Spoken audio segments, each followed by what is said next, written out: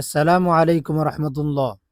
প্রিয় বন্ধুগণ, এই সেই মসজিদে নববী যাকে দেখার জন্য সারা বিশ্বের প্রতিটি মানুষের অন্তর সবসময় অপেক্ষমান থাকে।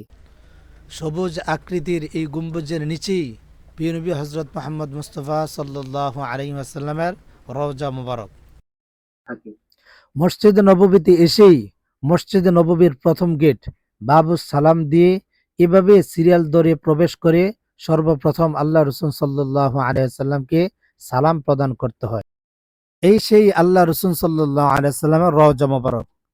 আল্লাহ রসুল সাল্লাল্লাহু আলাইহি ওয়াসাল্লামের পাশেই শায়িত রয়েছেন তার প্রিয় বন্ধুদ্বয় হযরত আবু বকর সিদ্দিক রাদিয়াল্লাহু তাআলা আনহু এবং হযরত ওমর রাদিয়াল্লাহু তাআলা আনহু।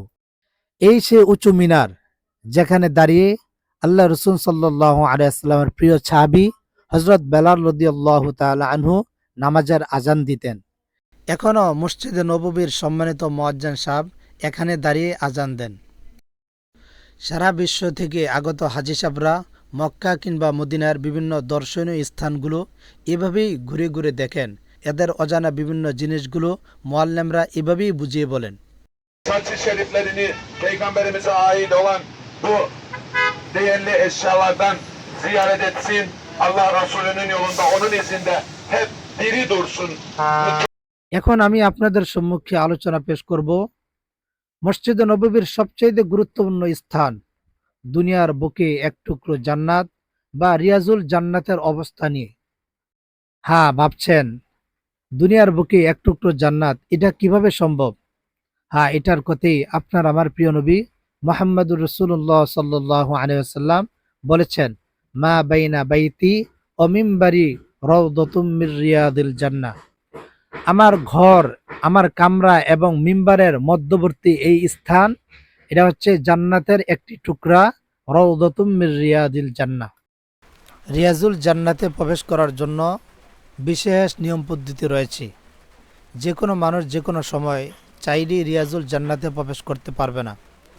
তাকে রিয়াজুল জান্নাতে প্রবেশ করার জন্য ৫-৬ দিন আগেই নুসুক অ্যাপসের মাধ্যমে অ্যাপ্লিকেশন করে রাখতে হবে।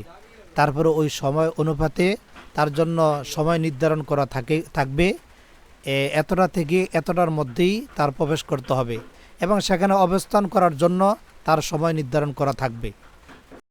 আমাদের গ্রুপের লোকেরা অনেক কষ্ট ত্যাগ স্বীকার করে তারা এই রিয়াজুল জান্নাহ প্রবেশ করেছে, যা আপনাদেরকে না দেখালে আপনারা সেই কষ্ট কিছুতেই অনুভব করতে পারবেন না।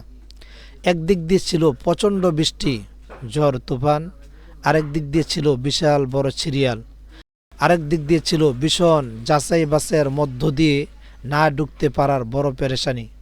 আল্লাহর মেহেরবানিতে যখনই প্রবেশ করতে পেরেছি, মুহূর্তেই শত কষ্ট লাঘব হয়ে গিয়েছে, মনটা আনন্দে আত্মহারা হয়ে গিয়েছে, অটোমেটিকলি দিল থেকে বের হতে শুরু করেছে আলহামদুলিল্লাহ, আলহামদুলিল্লাহ। রিয়াজুল জান্নাহ, রিয়াজুল জান্নার পাশেই রয়েছে আসহাবে সুফফা, যেখানে ৭০ জন সাহাবী সবসময় আল্লাহ রসুলের মজলিসে পড়ে থাকতেন এবং ইসলাম ধর্ম গ্রহণ করার কারণে যারা বাসস্থানহীন হয়ে পড়েছিলেন তারাও সেখানে পড়ে থাকতেন। বিশেষ করে যাতে আল্লাহ রসুলের কোনো হাদিস ছুটে না যায় সেজন্য তারা সেখানে পড়ে থাকতেন। রিয়াজুল জান্নাহ দোয়া কবুল হওয়ার স্থানসমূহ থেকে একটি বিশেষ স্থান। তার মধ্যে আরও কিছু বিশেষ বৈশিষ্ট্যপূর্ণ স্থান রয়েছে। এমন খুঁটি হচ্ছে ৬টি। ১ নম্বর খুঁটি হচ্ছে উস্তুনায়ে উফুদ, ২ নম্বর হচ্ছে উস্তুনায়ে হার্স, ৩ নম্বর হচ্ছে উস্তুনায়ে সারির, ৪ নম্বর হচ্ছে উস্তুনায়ে আবি লুবাবা, ৫ নম্বর হচ্ছে উস্তুনায়ে আয়েশা, ৬ নম্বর হচ্ছে উস্তুনায়ে হান্নানা। এ ধরনের আরও ভিডিও পেতে আমার চ্যানেলটি সাবস্ক্রাইব করে লাইক, কমেন্ট এবং শেয়ার করে আমাকে উৎসাহিত করবেন। ইনশাআল্লাহ আমি নিয়মিত ভিডিও আপলোড করার চেষ্টা করব।